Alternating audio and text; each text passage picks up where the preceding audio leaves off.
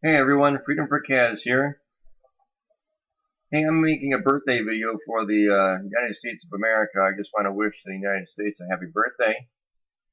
Our country's birthday is tomorrow, July 4th, 2010. I've got my patriotic shirt on, with the red, white, and blue. It says America. Got my cross. I just think it's great that we're going to celebrate America's birthday tomorrow. I think that this country has done a great job from where it began, but where it is now, it's not such a good place. A lot of stuff going on in the country, a lot of things going on. But overall, our forefathers, they fought for freedom. They did a great job fighting for their freedom, and I really applaud them. They really set forth a great constitution, a great declaration of independence, and I wish that our government would follow that. I wish they would follow those guidelines. It'd be cool if they did follow those guidelines. It'd be really, really cool. But as you know, as time goes on, the Constitution and the Declaration of Independence has taken a beating from our government. It's just one thing after another. But anyway, it doesn't take away from our country's birthday. We can still celebrate. I'm sure a lot of folks will. I'm sure a lot of you folks are going to have fireworks and things like that. I know we'll be celebrating and having some fun. Look forward to doing that. But a couple of things I want to add on to this video, just besides talking about America and how lucky we are to live in this country. And just like our forefathers did, we got to stand up for our freedom. We must stand up for our freedom. That is one thing we must do. And that kind of brings me to a couple of different articles. A couple articles that I want to point out is, I found this lead on Fox News, and it's a very, very interesting question. And you can read the story. The link will be underneath. It says, "Would the founding fathers be happy?" Now, what they're saying is if the founding fathers were alive today, would they be happy with our country? And it's very, very interesting. I'm not going to read any part of it, but there's 3 or 4 questions that they ask, and I think you're going to be very, very surprised by some of the answers. I know when I read it, I was shocked, but I'll leave you no hint as to what it says. You really got to check out this article. But that's one thing that I really do wish. I really do wish that our founding fathers were here.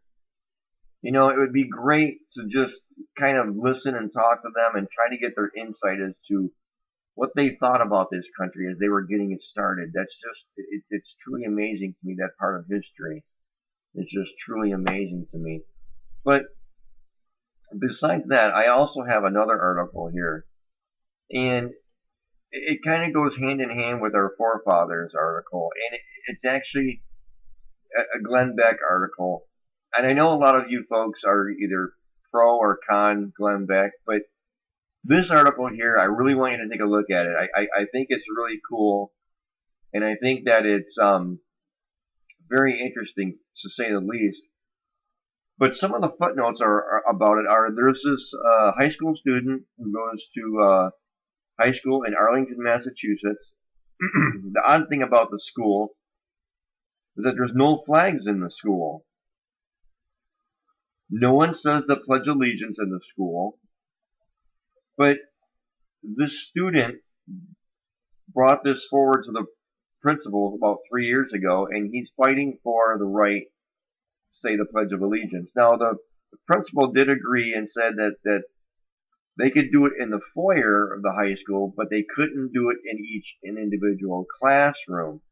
Now, the reason for that is that the principal wanted to be respectful and sensitive to the SC's ruling on that.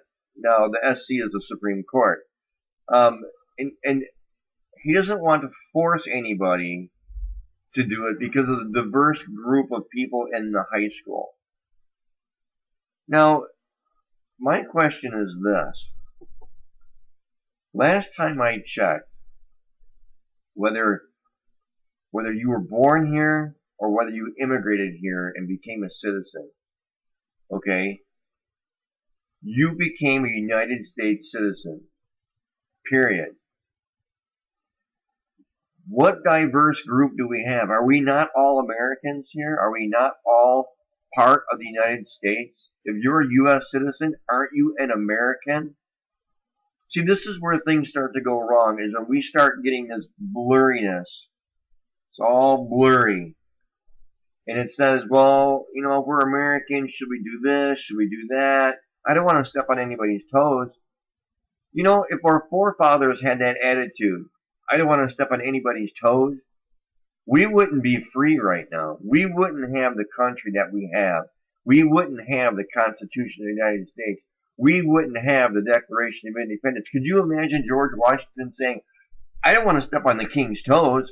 Let's not have the Tea Party. The king might get upset if we throw his tea into the Boston Sea. Holy cow. I don't want to step on a few toes. The Supreme Court made a ruling. Are you serious, people? Come on. Watch the Glenn Beck clip. I know, like I said, some of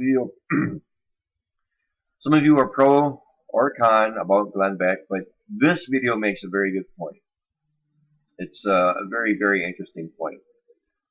But now, getting back to the Constitution, there is one more thing that I want to talk about, and that was the gun ban that was just recently voted upon by the Supreme Court, and it overruled the ban in Chicago. But 4 days after that, the Chicago mayor, Richard Daley, deliberately had a vote on whether or not that Supreme Court ruling was allowed in Chicago. And the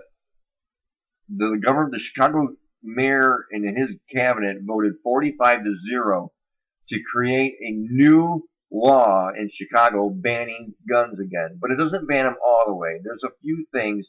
There's guidelines now. Okay? The guidelines are going to be underneath. But it's just ridiculous. And here's just a few of the guidelines. Each and every gun owner needs a Chicago firearms permit. Each permit costs $100. Okay? This permit needs to be renewed every 3 years. Okay? There's no guns to be sold in the city. Chicago residents can only register one handgun per month. So I'm assuming that that means that every month they have to register their handgun. Okay? And it's just, there's crazy rules in here, like when a weapon is transported, it must be taken apart or not accessible in any way. It is illegal to have your gun on your porch, in your yard, or in your garage. The only gun that is legal is inside your house or residence. Only one gun in the house can be ready to be fired, meaning to protect yourself. The rest of the guns must have trigger locks or must be disassembled. Guns are banned from hotels, dorms in colleges, and group living environments. Now, I wish we had our forefathers here for this, because I can guarantee you that they would be very, very upset by this. The crime in Chicago is obviously out of control. But could it be out of control because their citizens, the honest citizens, can't protect themselves? The statistics kind of go both ways, back and forth, but mainly they lean towards when the public is armed, crime is lower. But that's a generality. I didn't do any research on that, I admit. But from what I'm thinking, if the public is armed, crime is lower. Read the links, check them out. Again, I just want to wish America a happy birthday. Look, I got my colors on. America, red, white, and blue, with a cross. This is what our country was founded on. Happy birthday, America. Let's have a great day.